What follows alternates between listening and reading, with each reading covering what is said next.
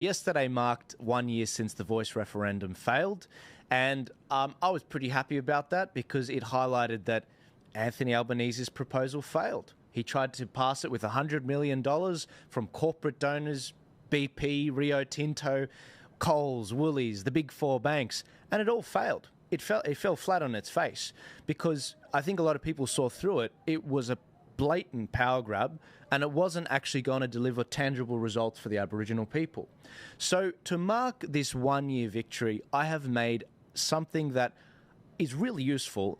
It's a map which highlights the referendum results by electorate, by the federal election seats.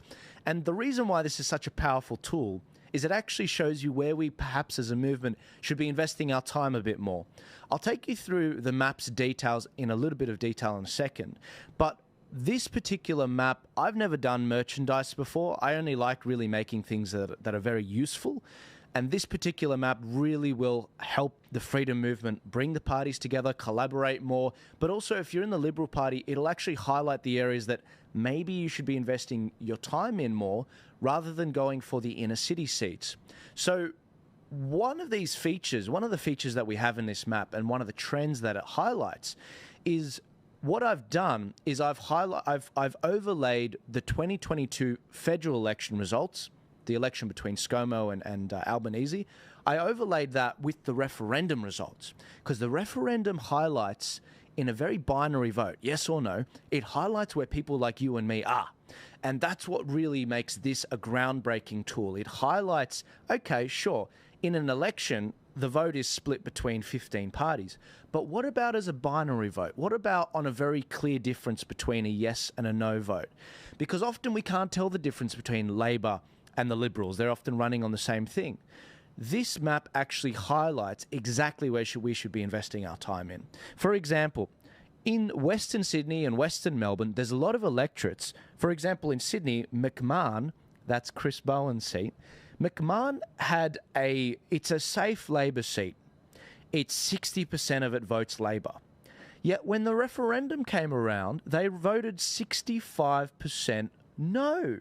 So why is it that the referendum, they're staunchly against what Labor was proposing, but when the election comes around, they end up actually being for Labor? Maybe it tells us that the people are actually on our side, but the conservative parties, the right parties, they're not as conservative enough. They're not as fiscally responsible enough. They're not reaching these areas. Maybe not enough energy and volunteer power is going into these areas. Instead, what it actually highlights is in a lot of the teal seats, the inner city seats, that the Liberal Party are trying to win back, seats like North Sydney, they voted for the teals in. They kicked the Liberals out. And they voted 52%, 53% for the teals to get in. Well, that area voted 60% yes. Why is it we're trying to win back the inner city seats in Sydney, but we're not willing to go for the more suburban seats that voted 65% no? The trend is very similar in Melbourne as well. In Western Melbourne, Greater Melbourne, you can actually see some areas voting 65% no, and yet they're very safe Labor seats.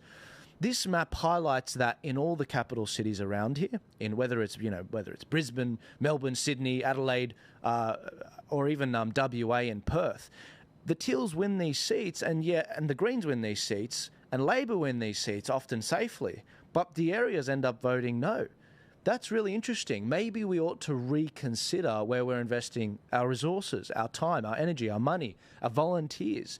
Now, this is a critical tool for anyone running a political party, anyone that's trying to actually strategize, even if you're volunteering, even if you're someone that is a scrutineer. Am I better off watching the vote in this area where I know we're going to lose, or should I do it here where I know that there's more people that are actually, there's a bigger chance of us winning the seat? This is what this map really helps. And if you can diagnose a problem, and if you've got good data in front of you, you're halfway to actually solving the problem.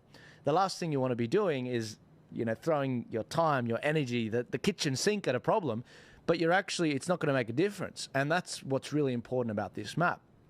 There are other features in this map, like the federal election pendulum.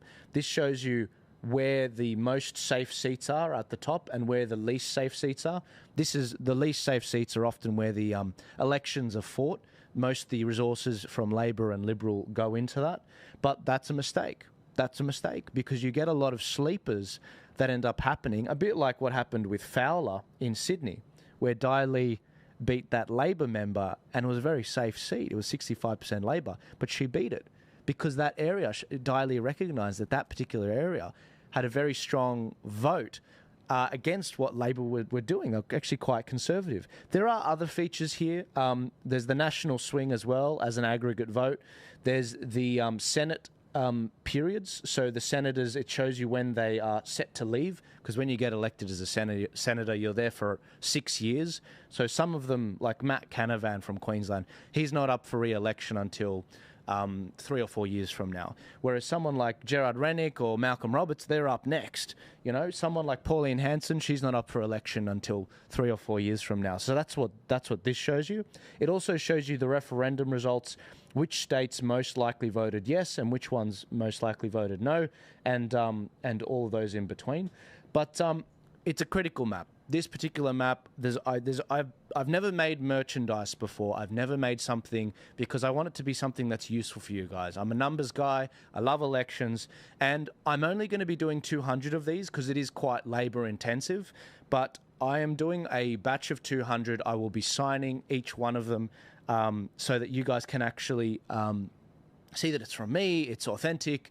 It's going to be one of 200. So if you want to get a copy of that, if you want to at least send me an email to grab one, I will be selling them for about $95 so that I can cover the printing costs and the delivery for you guys. But it'll end up being send me an email at joel@thearcpodcast.com, joel@thearcpodcast.com, and I'll be sure to send you one across.